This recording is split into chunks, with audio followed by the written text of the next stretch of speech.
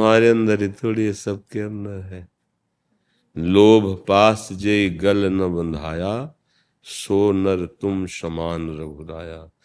जिसने धन की लोभ की फांसी अपने गले में ना डाली हो, वो केवल भगवान ही है, या जो भगवान को प्राप्त महापुरुष हैं। अन्यथा इसका बहुत बड़ा प्रभाव है। तीन ही खाई बहुत जोर की बनाई गई हैं, जो भगवत प्राप्ति नहीं होने देती, अपने में गिरा लेती हैं।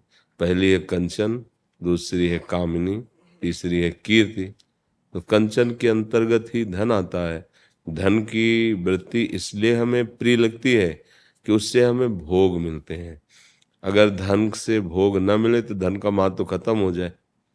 अब बताओ, 2000 के नोट एक बक्सा भर आपको दिए जाए, आपको लेने में अच्छा लगेगा क्या? क्योंकि पता है उसका महत्व खत्म हो चुका है। नहीं पता है ना। तो धन का महत्व क्यों है आपके अंदर? क्योंकि उससे भोग सामग्री मिलती है। मन चाहे हम खर्चा कर सकते हैं। खर्चा किस में? इंद्रियों के भोगों में।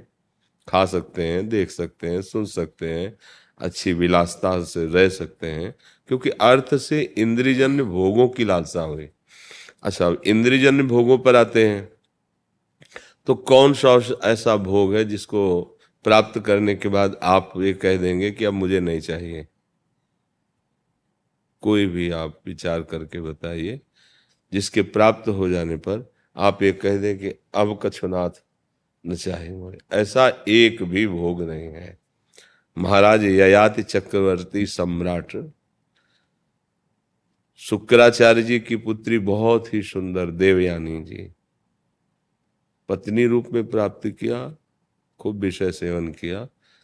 फिर आगे घटना घटी, तो उनके बुढ़ापे की दूरी के लिए वरदान मिला कि आप अपने किसी पुत्र की जवानी ले सकते हैं।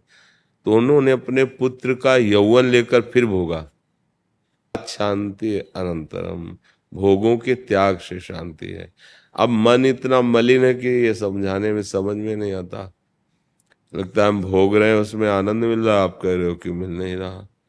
तो जब शराब आदमी पीता है, नाली में पड़ा होता है, तो उसको दुख थोड़ी होता है। उसको ऐसा लगता है जैसे बादशाह है, उसको कोई परेशानी नहीं है। तो यदि हम भगवान के आश्रित होकर के नाम जप करें और नाम में हमारी महत्व बुद्धि हो जाए, जैसे धन में होती है, तो आप इस लोक में भी सुखी हो जाएंगे और परलोक में भी सुखी हो जाएंगे।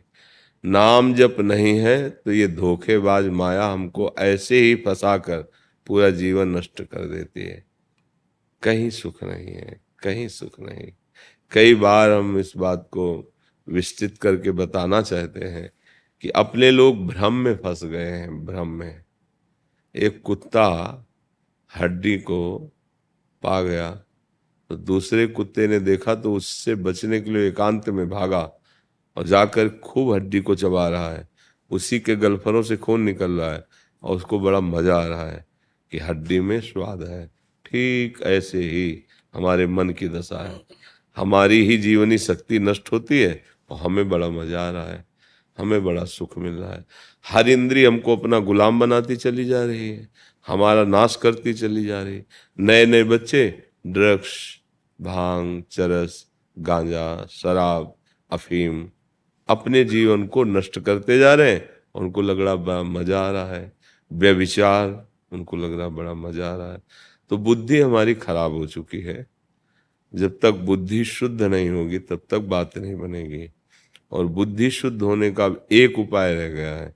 और भी उपाय साधनाएं हैं, पर कलयुग है, नहीं कर सकते आप।